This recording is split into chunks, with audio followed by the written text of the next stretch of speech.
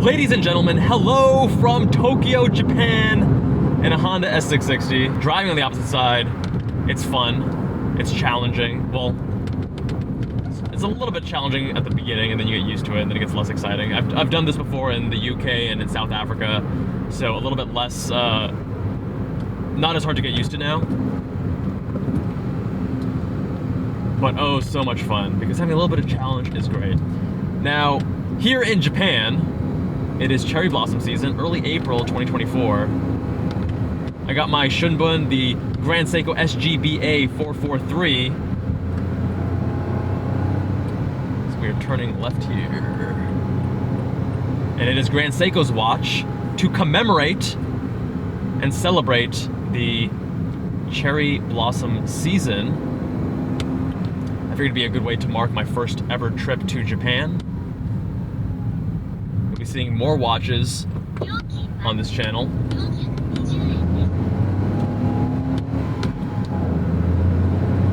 And I want to give you guys a bit of an impression of Japan. First of all, I wanted to go to Japan ever since I was in middle school.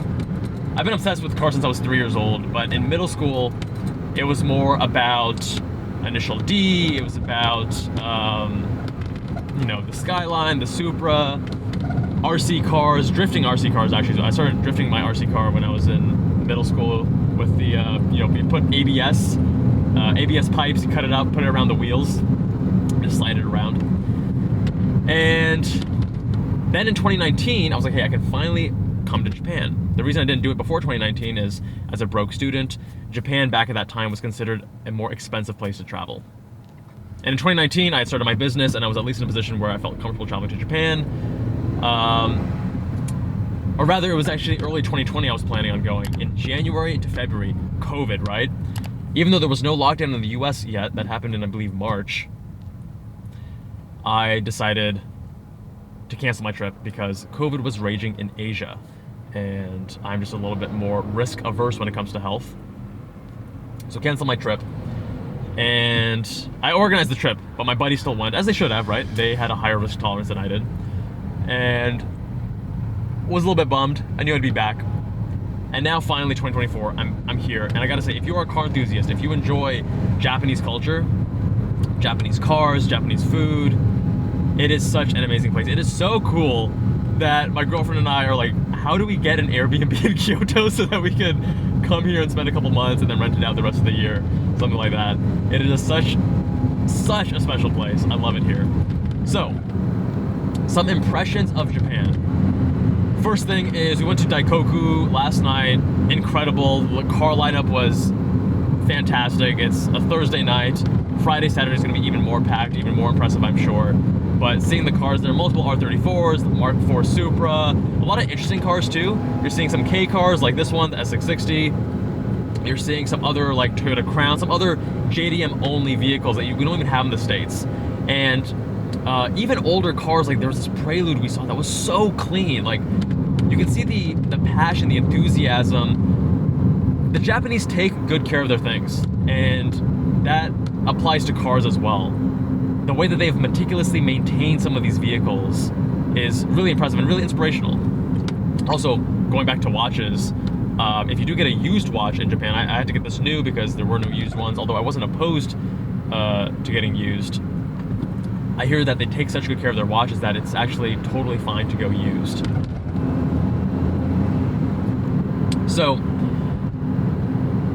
one of the things that I love about Japan is that there's a lot of intentionality, attention to detail, and consideration. So, growing up, I used to always feel like there is a right way and a wrong way to do most things, and I want to learn the right way to do things. That's why when I go to a Japanese restaurant, yeah, I'm gonna hold my chopsticks the right way. I mean, especially when I was doing plastic surgery, when I'm operating, I obsessed over having the best dexterity that I could. I would practice my suturing skills, my knot tying right-handed, left-handed, one-handed, two-handed, every which way. I wanted to do things as thoroughly as possible, the best way possible, the correct way. And I know that there were some, I had some friends who were a little bit more different personality than me.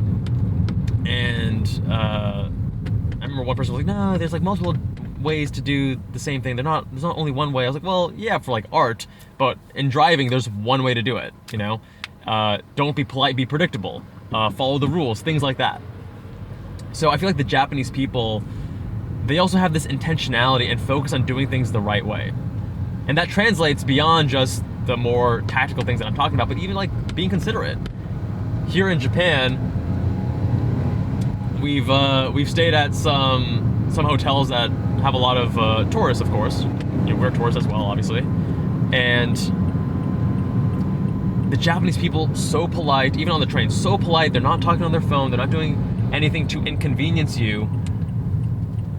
And you go to these hotels, you're in the gym, you're having a workout, and then you hear someone really loudly talking on the phone on the treadmill or whatever, and of course it's like some American guy.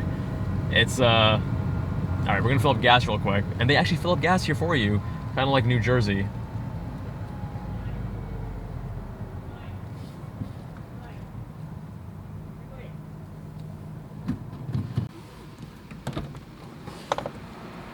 But the other things about Japan that you gotta love, the food quality is insane.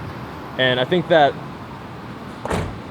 you guys will have seen me talk about in previous videos that like slow success where you don't go 0 to 100, you don't go from economy to first class, you don't go from McDonald's to 3-star Michelin restaurant.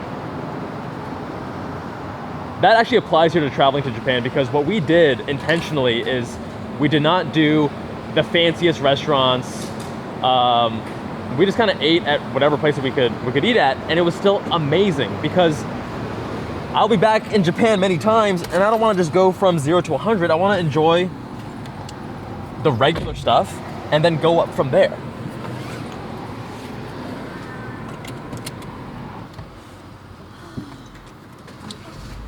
Because essentially, if we start off with the fanciest restaurants, come back, now we're gonna feel like we always need to eat at the fanciest restaurants because the things below it are perhaps not as enjoyable or not as impressive, right?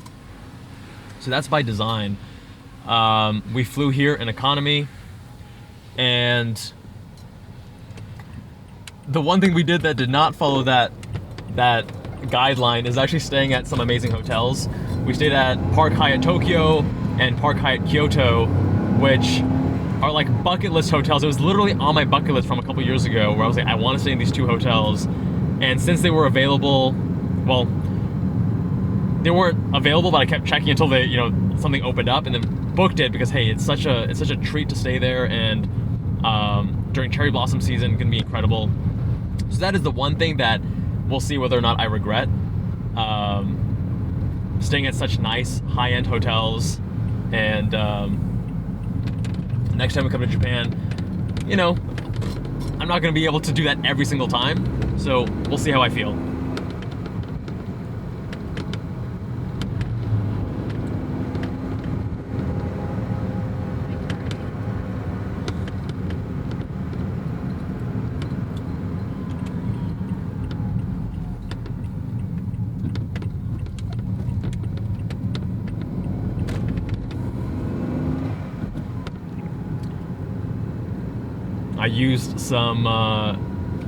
I used the spa at these hotels as well for the first time. You get nude, you go in the steam, in the sauna, you go into either the hot tub or the cold plunge, and also such a unique experience. And these Japanese spas, they're a treat. They're a joy to use, and I've never done anything like it.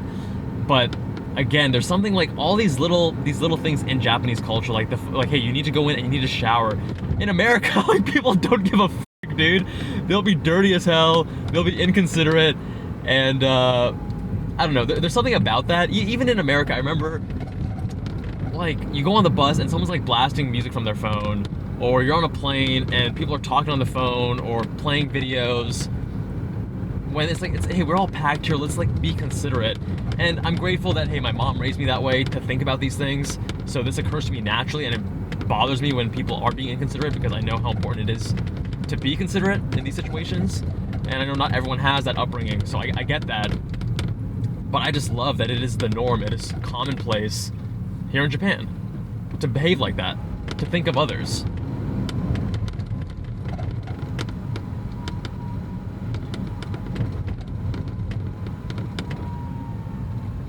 narrow roads. So we saw the Japanese Grand Prix, and it was okay race. Red Bull won too, but going there as well was incredible because the food was actually enjoyable. The enthusiasm from the fans, and like they have these model cars on their hats, and it's just so incredible to see the passion, the enthusiasm, and just like unapologetically themselves. That's what I love. The authenticity, the enthusiasm, and the food. I mean, the last Grand Prix I went to was 2019 British Grand Prix at Silverstone, and the food, I mean, let's just say the food in the UK, unless you're going for Indian or like fish and chips, is not its strong suit.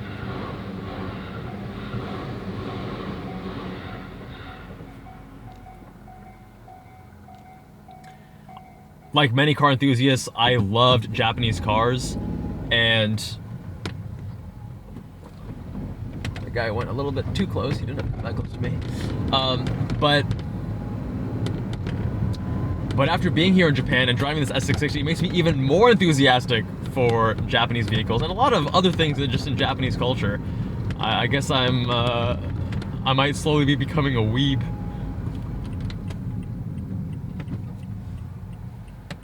That's green. Okay, can't even see. This thing's so low.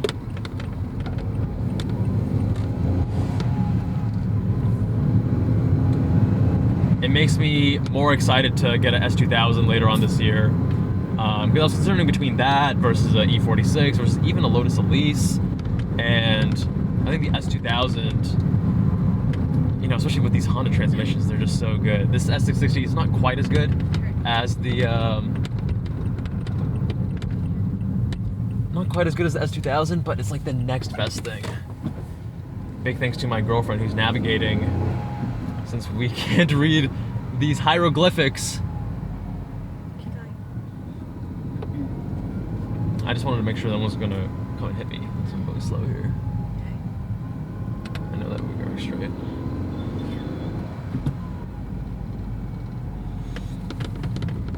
So yeah, to my fellow car enthusiasts who are considering coming to Japan, it's worth it. We actually rented some cars from Omoshiro, me and Fenton's son from the Zygreen YouTube channel, drove to Hakone Skyline, amazing tight canyon roads, super fun, and it's been a blast.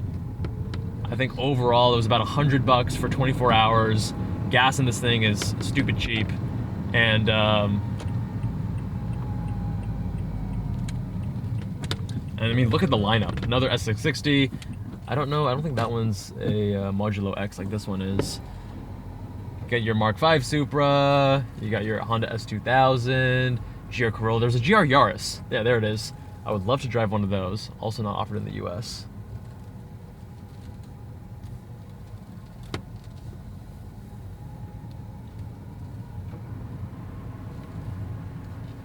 Let's park this right here. Now, actually, I'm gonna get critiqued. You're like, why are you parked like that? Hey, oh. The lady's behind. Oh, she didn't see me.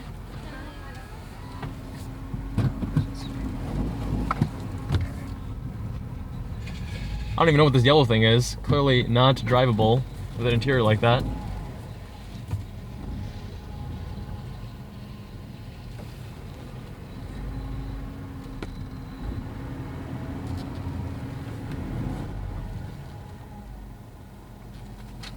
Yeah. All right. And there we go. Anyway, my friends, Japan has been very special, and if you're considering it, highly recommend. I love it so much. I'm actually coming back in like 6 months for my birthday. This is like my girlfriend's birthday trip. For those who have been to Japan, let me know what your suggestions are, because I'm by no means a Japan expert. Comment down below, subscribe if you haven't already. Much love, my friends.